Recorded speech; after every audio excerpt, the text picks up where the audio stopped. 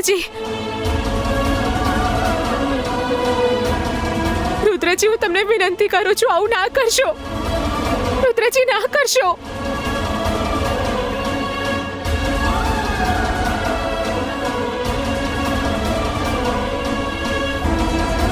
રુદ્રજી, છોડો મને.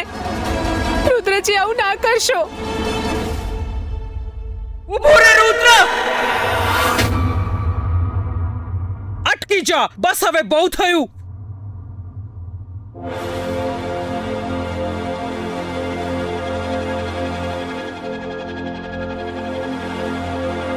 મનમાની કરી રહ્યો છે. ભૂલી ગયો છે કે હજી સુધી હું જીવું છું. રુદ્ર, આ પાગલપન અત્યારે ને અત્યારે બંધ કર, નહીં તો બુંદેલા નામને તારે અત્યારે ને અત્યારે ત્યાગવું પડશે.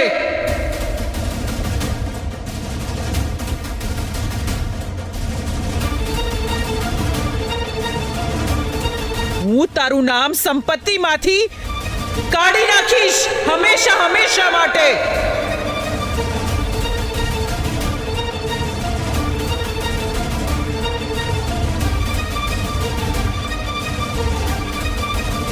આ હવેલીના કોઈ પણ માણસ સાથે તારો ક્યારેય કોઈ સંબંધ જ નહીં રહે.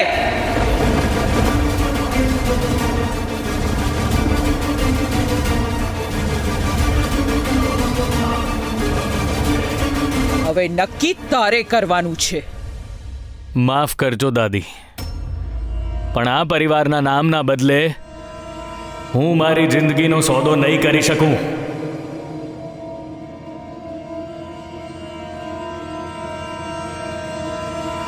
મને તમારી આ સજા પણ મંજૂર છે દાદી.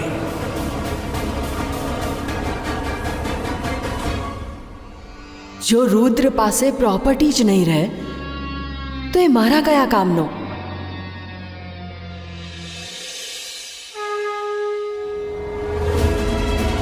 હે દેવી માં, જો મારા કારણે રુદ્રજી એમના પરિવારથી અલગ થઈ જશે તો હું ક્યારે સહન નહીં કરી શકું. આવો અનર્થ થતા અટકાવો માતા.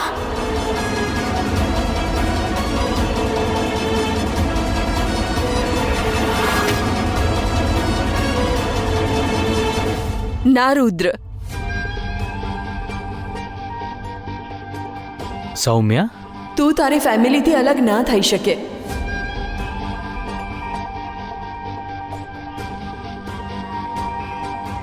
રુદ્ર, તને તો ખબર છે ને કે હું ફેમિલીને જોડવા વાળી છું. મારી પાસે આપણી ઘણી બધી યાદો છે જેમાં આપણે ખુશ હતા, સાથે હતા. એની સાથે હું મારી બાકીની જિંદગી જીવી લઈશ, પણ એક દીકરાને એની ફેમિલીથી દૂર કરીને હું ક્યારેય ખુશ નહીં રહી શકું. સૌમ્યા,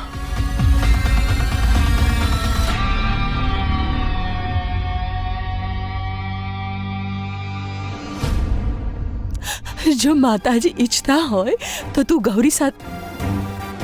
ગૌરી સાથે લગ્ન કરી લે.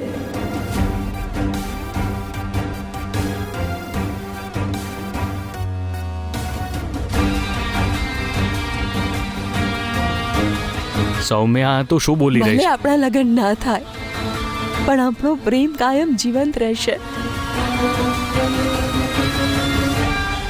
સૌમ્યા, તને ખબર છે ને, તારા સિવાય બીજા કોઈ સાથે લગ્ન કરવાનો હું વિચાર પણ નથી કરી શકતો, તો પછી આવું બધું કેમ કહે છે? તને મારા સબ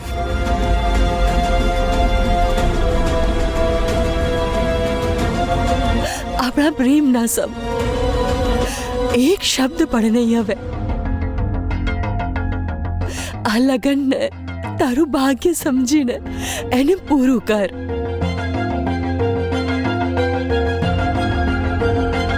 જોયું માતાજી? હવે તમે જ મને કહો માતાજી, કોના ગુણ છે આ હવેલીની વહુ બનવા લાયક?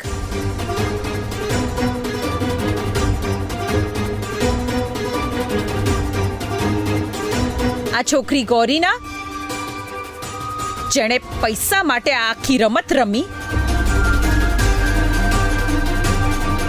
કે પછી સૌમ્યાના, જે તમારી ખુશી માટે પોતાના પ્રેમનો બલિદાન આપી રહી છે.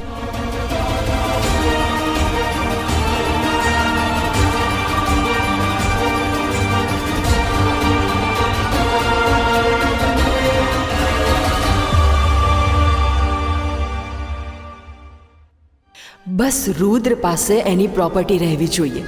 એની લાઈફનો હિસ્સો બનવાનો કોઈ ને કોઈ ઉપાય તો હું શોધી જ લઈશ.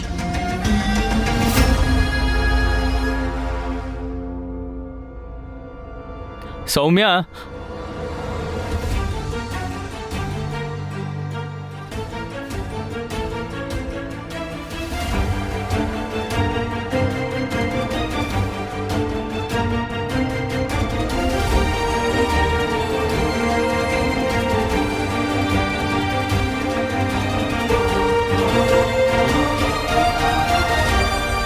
ગૌરીના સેથામાં સિંદૂરપુર અને આ વિવાહને સંપન્ન કર રુદ્ર.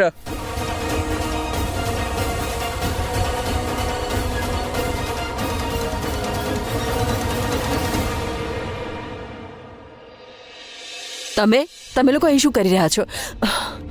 જો કોઈ જોઈ જશે તો બહુ મોટી મુશ્કેલી ઊભી થઈ જશે. જતા રહો અહીંયાથી.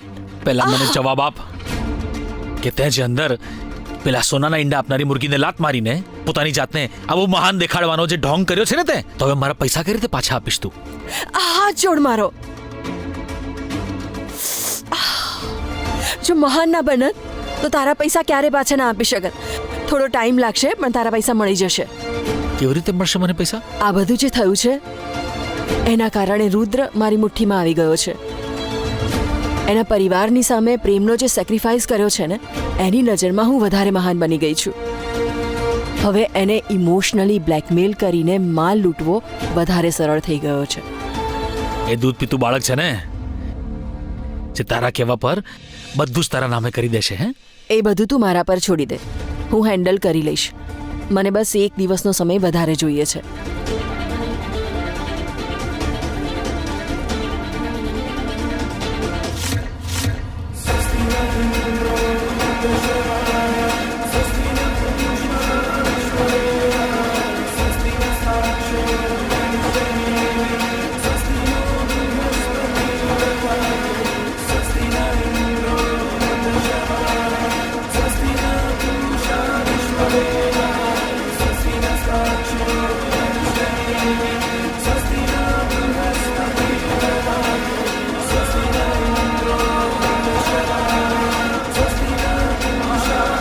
આ લગ્ન મારા માટે એક સમજૂતી છે. આજે તારા કારણે હું મારા પ્રેમથી અલગ થઈ ગયો. હું સોગંદ ખાઉં છું કે સંબંધ ભલે કપટથી જોડી દીધો તે, પણ આ સંબંધનું કોઈ જ અસ્તિત્વ નહીં હોય. મારા દિલમાં તારા માટે માત્ર નફરત રહેશે, બીજું કંઈ જ નહીં. હું પાર્વતી માતાના સમ ખાઉં છું કે તમારી સામે બધી હકીકત લાવીને રહીશ.